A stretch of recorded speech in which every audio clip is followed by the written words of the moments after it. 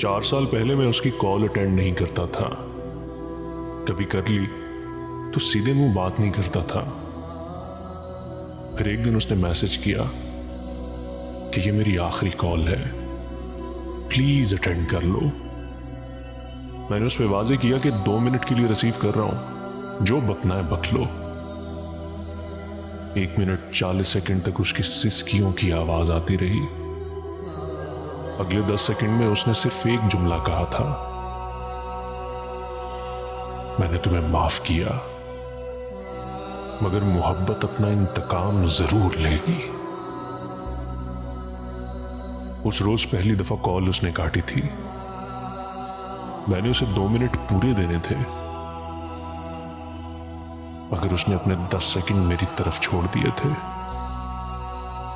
मैं पिछले 4 सालों से वो 10 सेकंड गुजार रहा हूं। कॉल अभी तक कटी नहीं है, कॉल अभी तक नहीं कटी है।